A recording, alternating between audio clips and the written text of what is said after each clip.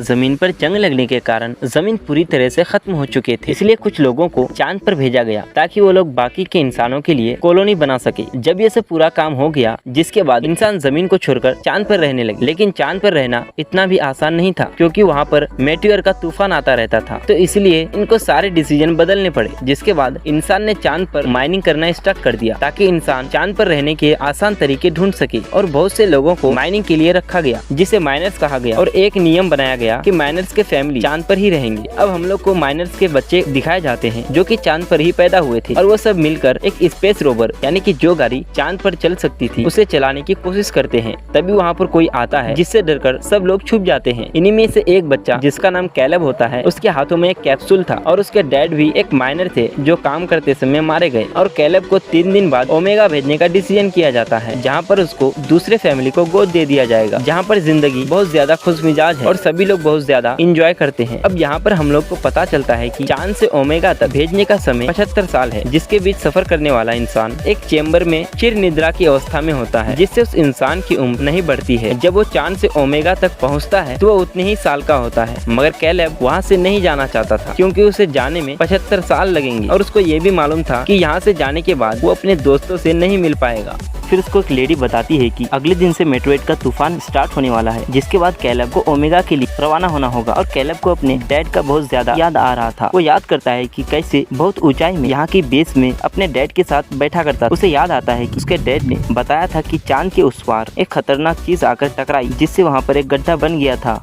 तुम उस पार जाकर जरूर देखना। मगर चांद के उस पार लोगों को जाना मना था, और जिस कैप्सूल को हमने कैलेब के हाथों में देखा था वो एक गार्ड ने उसको दिया था, जो कि उसके डैड के राख में से मिला था। जब ये सारी बातें कैलेब सोच रहा था, तब उसके पास उसके 3 दोस्त आते हैं, जो कैलेब के जाने के कारण बहुत ज्यादा दुखी होता है। और उन्हीं में से एक दोस्त जिसका नाम डेलन होता है, वो कैलेब के डैड के आखिरी ख्वाहिश को जानता था, जो कि उसे गड्ढे में जाने का होता है। तब डेलन कहता है क्यों ना कैलेब के जाने से पहले हम लोग उस गड्ढे से घूम के आए, जिससे तुम्हारे डैड की आखिरी ख्वाहिश भी पूरी हो जाएगी। मगर ये इतना आसान नहीं होता है, मगर फिर भी ये लोग वहाँ से जाने के लिए कुछ सामान इकट्ठा करने लगते हैं। अब इनको यहाँ से बाहर जाने के लिए कोड की जरूरत होती है, जिस पर डेलन बताता है कि कुछ दिन पहले यहाँ पर एक लड़की शिफ्ट हुई है, जिसका नाम एडिसन है, और उसका कोई फ्रेंड भी नहीं है, और शायद उसके पास कोड हो। उसके बाद डेलन एडिसन से बात करने के लिए जाता है, मगर एडिसन कोई बात नहीं करते हैं और वहाँ से जाने लगते हैं, जिसे देखकर डेलन सारी बातें बता देता है। फिर एडिसन उन लोगों को कोड देने के लिए मान जाती है और आगे कहती है मगर मैं भी तुम लोगों के साथ जाऊंगी। फिर डेलन उसकी बात मान जाता है और सभी बच्चे रोवर स्पेस के पास पहुंच जाते हैं ताकि वो लोग रोवर स्पेस को चुरा सके। कैलेब पहले इसके अलार्म के तार को खींच लेता है ताकि उसका अलार्म ना बज पाए। वो एडिसन का बताया हुआ कोड डालता है, जिससे दरवाजा खुल गया था। फिर ये सभी जाने को तैयार थे। फिर रोवर को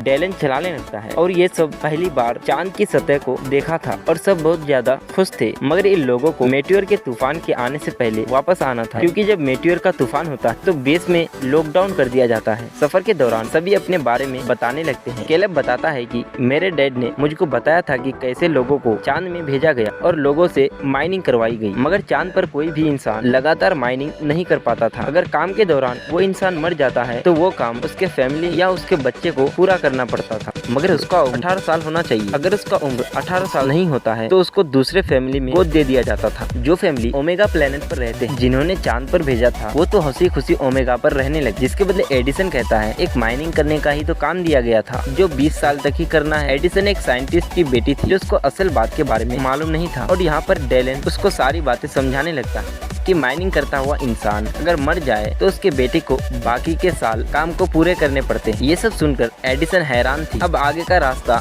इन्हें पैदल चलना था, जिसके लिए ये लोग स्पेस सूट पहन लेते हैं। फिर बाहर आते हैं और बाहर आने के कारण ग्रेविटी फोर्स ना होने के कारण वो लोग लंबा लंबा उछलने लगते हैं और खेलने लगते हैं। फिर अचानक एडिसन की नजर धरती पर पड़ती है और वो अपने बीते हुए पल को याद करने लगती है। एडिसन जब वापस आती है तो वो देखती है कि कैलेब, डेलन और उसके दोस्त ऑक्सीजन के कंटेनर को लेकर उड़ने लगते हैं, और ये सब देखकर एडिसन ऐसा करने से मना करती है, मगर वो लोग नहीं मानते हैं। और जब उसका एक छोटा दोस्त करने लगता है तो जो वायर रोवर स्पेस से जुड़ा हुआ था वो टूट जाती है, जिससे वो छोटा दोस्त दूर जाने लगता है, जिसे देखकर डेलन उसको बचाने जाता है। और उन सब के कारण ऑक्सीजन बहुत ज्यादा वेस्ट हो चुका था, और जितना ऑक्सीजन बचा था उस ऑक्सीजन में वो लोग क्रेटर तक नहीं पहुंच सकते थे। तभी कैलेब को याद आता है कि आसपास में कहीं पर एक आउटपोस्ट है और उनको वहाँ से ऑक्सीजन मिल सकती है। ये सब सुनकर कैलेब का एक दोस्त बोलता है कि मैं वहाँ पर नहीं जाऊंगा, मेरे भाई ने मुझे बताया था कि वहाँ पर भूत रहते हैं। ये बात सुनकर दोनों उनका मजाक उड़ाने लगते हैं, जिससे दोनों के बीच बहस और लड़ाई छिड़ जाती है। फिर कैलब उन दोनों को रोकता है और उन दोनों को मना लेता है। फिर वो लोग आउटपोस्ट पहुंच जाते हैं और वहाँ जाकर उन लोगों को इंसान की परछाइयाँ दिखती है, जिससे वो लोग बहुत ज्यादा डर जाते हैं। और जब वो लोग लाइट जलाते हैं तो वो लोग पाते हैं कि वो कोई परछाई नहीं, असल में पुतले थे और ये कोई आउटपोस्ट नहीं बल्कि एक घर का मॉडल होता है। अगर इंसान चांद पर रहते हैं तो इस तरह से रहते हैं। फिर उन लोगों को कुछ खाने को मिल जाता है और रात होने के कारण वो लोग रात यहीं पर बिताने का डिसीजन करते हैं। फिर दोनों अपने बारे में एडिसन को बताता है कि मेरे डैड मुझको अकेला छोड़कर चले गए। उसके बाद एडिसन अपने बारे में बताती है कि मेरे मॉम डैड के डाइवोर्स होने के बाद मेरी मॉम मेरे भाई को लेकर ओमेगा चली गई और मैं बहुत ज्यादा अकेला महसूस करती हूँ। सब लोग सो गए मगर कैलब और एडिसन अभी तक नहीं सोए थे और दोनों आपस में बात करने लगते। कैलब एडिसन को कहता है कि मेरे डैड के मरने के बाद मेरे दोस्त डेलन ने मुझको सहारा दिया और वही मेरा सब कुछ है। मैं ओमेगा चला जाऊंगा तो वो अकेला पड़ जाएगा। मेरे जाने के बाद तुम उसके साथ रहे। और अगली सुबह वो लोग फिर से सफर की तरफ निकल जाते हैं मगर अब इनके रोवर की बैटरी खत्म हो जाती है और ऑक्सीजन लेवल भी कम हो जाता है। मेटियोर आने से पहले उन लोगों को क्रेटर तक पहुंचना था, इसलिए एडिसन ने सिक्योरिटी अलार्म को दबा दिया ताकि मेटियोर के आने से पहले गार्ड्स आकर उन्हें बचा ले। और ये जल्दी से उस गड्ढे में पहुंच जाते हैं जो दिखने में बहुत ज्यादा बड़ा था और वो सभी सीढ़ियां उतरकर एक अजीब सी जगह पर आ जाते हैं जहाँ की दीवार एडिसन को एक बटन नजर आती है और जैसे ही वो बटन दबाती है वहाँ की जगह ऐसे बदल जाती है कि जैसे वो लोग जमीन पर हो। और ये सब असल में नहीं था मगर फिर भी उन लोगों को पसंद आता है।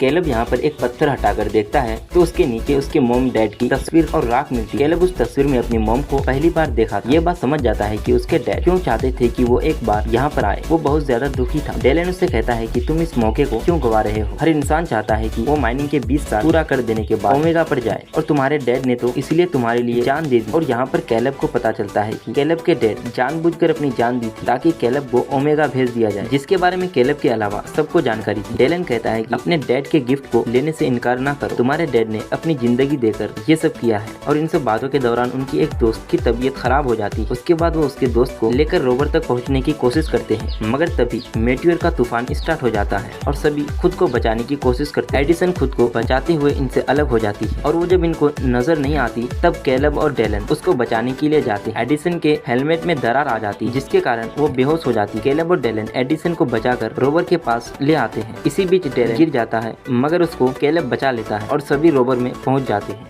और मेटियोर के कारण रोवर की खिड़की टूट जाती है और इनके पास जिंदा रहने के लिए ऑक्सीजन भी नहीं होता। सभी रोवर में बैठकर अपनी मौत का इंतजार कर रहे होते हैं और ये लोग सभी समझ जाते हैं कि अब वो लोग जिंदा नहीं रह पाएंगे। मगर इन लोगों को इस बात की खुशी थी कि सभी साथ में मरेंगे, जिसके बाद सभी बेहोश हो गए थे। इस इंसिडेंट के बाद हमें कहानी कुछ आगे दिखाई जाती है कि कैलब ओमेगा पर पहुंच चुका है। मतलब उस हादसे को 75 साल हो गए हैं और कैलब चिर निद्रा में था। वो चिर निद्रा से उठ गया था और एक लेडी आकर उसको एक रिकॉर्डर देती है जिसमें उसके दोस्तों की आवाज होती है और उसमें उसके दोस्त बोलते हैं कि उस दिन उन लोगों को रेस्क्यू टीम वालों ने आकर उन लोगों को बचा लिया था और अब सभी अपने अपने लाइफ में सेटल हो गए हैं। और एडिसन ने डेलन के साथ शादी भी कर लिया है और उनके बारे में जानकर के कैलब बहुत ज्यादा खुश हो जाते हैं। और उनके बारे में जानकर कैलब बहुत ज्यादा खुश था और उसको यही दुख था कि वो अपनी पूरी जिंदगी अपने दोस्तों के साथ बिता नहीं पाया। अब ओमेगा पर एक फैमिली कैलब को गोद ले लेती। वो इस माहौल में घुल मिल गया था। वो एडिसन के भाई को भी ढूंढता जिसके बारे में एडिसन ने बताई थी। फिर कैलब एडिसन के भाई को उसके बारे में बताता है कि उसने माइनिंग जैसे रूल को बदल दिया और यहीं पर ये मूवी एंड हो जाता है।